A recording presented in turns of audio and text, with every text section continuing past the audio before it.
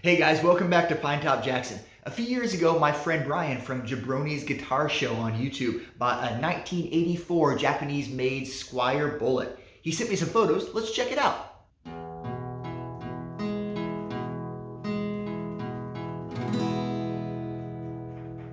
Here's the Jabroni with his guitar. It didn't look quite this nice when he got it. He spent some time and elbow grease sprucing it up.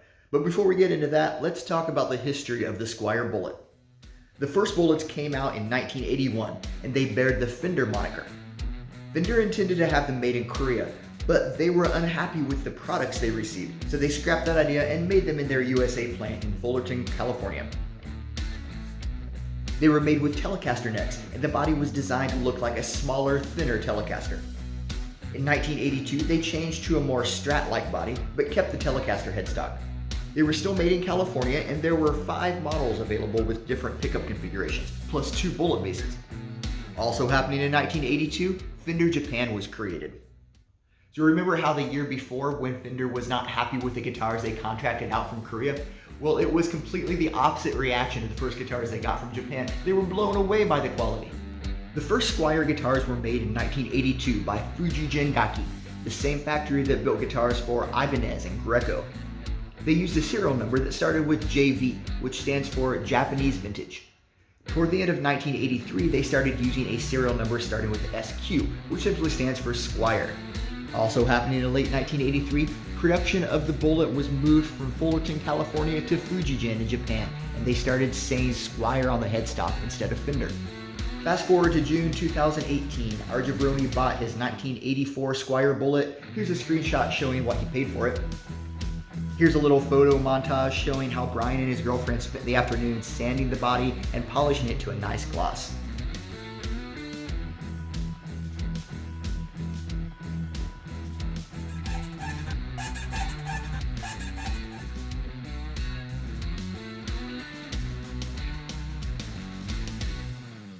Here's what they found when they popped off the neck.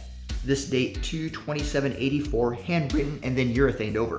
So here's a view of the plastic nut. You can tell it's original because it also has been urethaned over. Here's the back of the neck that has been stamped Bullet. And here's the inside of the neck pocket, stamped 2B. I'd assume the B indicates Bullet, but I don't know what the 2 is for. It's a 3 pickup model. Here's a theory.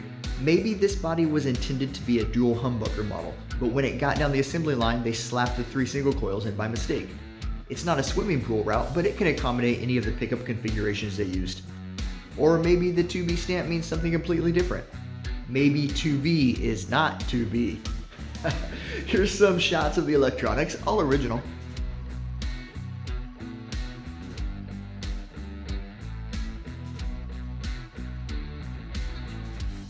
Here's the Telecaster style headstock and the Squier 1 logo. And the back of the headstock with the Fender Japan branded tuners. Here's the SQ serial number. Check out the rusty oxidation on this bridge. Bryan briefly swapped it out with the bridge from his 2017 American Strat and found it's an exact drop-in fit. Here's a shot showing the beautiful high-quality maple of the neck. There's a little bit of controversy I didn't go into yet. People want to talk about how the Bullet series started out as just a way for Fender to use up extra parts. There's stories saying that the bodies were made in Asia, but the necks were made in America. And if you took an 84 Squier Bullet, laid it side by side with an 83 Fender Telecaster, the necks would be identical and interchangeable. Well, the only way to know that for sure is to actually do it. So Jabroni, you need to look into picking up an 83 Fender Telecaster. So for sure, the first year of production, actual Telecaster necks were used. After that, I'm inclined to believe that they just cut the headstock to the Telecaster headstock shape. They did it later with the Squier 51. So man, I want to say thank you to Jabroni for showing me his 1984 Japanese-made Squier Bullet. I think it's a beautiful piece of history. But Jabroni, I want to know what you think about it. Guitar of the future, but from the past. Say you don't believe me? Well, I say get your hands on one of these while they're still affordable. These guitars are really cool.